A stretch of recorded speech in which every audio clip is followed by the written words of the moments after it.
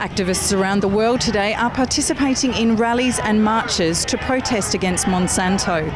The biotechnology giant is accused of genetically engineering agriculture and food, whilst turning a blind eye to the potential hazardous effects on our health and the environment. Organised by March Against Monsanto movement, an estimated 200,000 people will take to the streets today to participate in a massive campaign spanning 6 continents and more than 200 cities across the globe. This is a community event.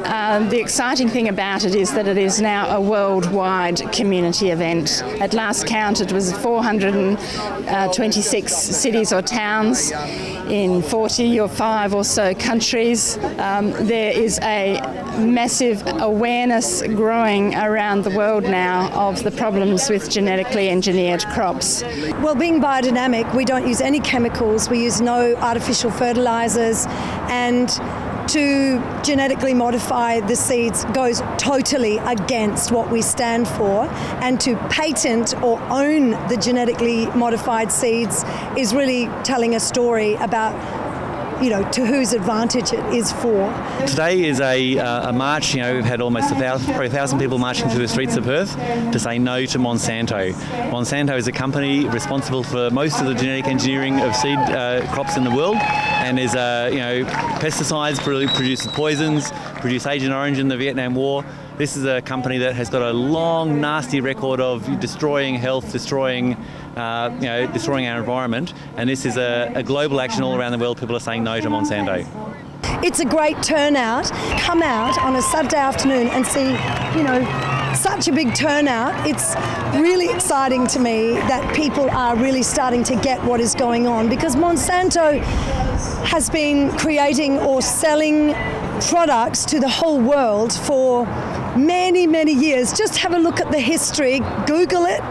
Google Monsanto and check out the history of Monsanto. It's actually a criminally convicted company, and they're telling all of us to trust them. We have the most slackest labelling rules in Australia.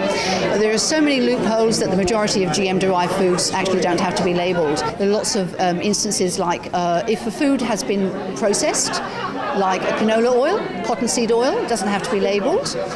If it comes from a GM-fed animal, like butter, eggs, meat, doesn't have to be labelled. We have no idea whether we're eating GM or not. There is a little guide called the True Food Guide. It's provided by Greenpeace. We advise people that use the True Food Guide, because when you go and buy your food, you're making a decision and you're making a statement, that I'm not going to buy that because it might have GM in it. So it's a bit like Big Tobacco 50 years ago telling us that cigarettes were safe. We're having the same problem, so shake up of that, and truth in labelling, that's what we're looking for.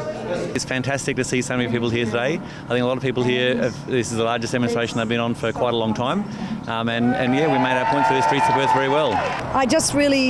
I really do hope and pray that people can start to understand that this is our future. Monsanto has poisoned the lands and the seas, genetically damaged so many of our seeds. Monsanto is certainly a force to be reckoned with, and the people of Perth are taking up the challenge to have their voice heard with a very clear message: say no to Monsanto and GMO. No GMO. I'm Nadia Hunter reporting for Undercurrent.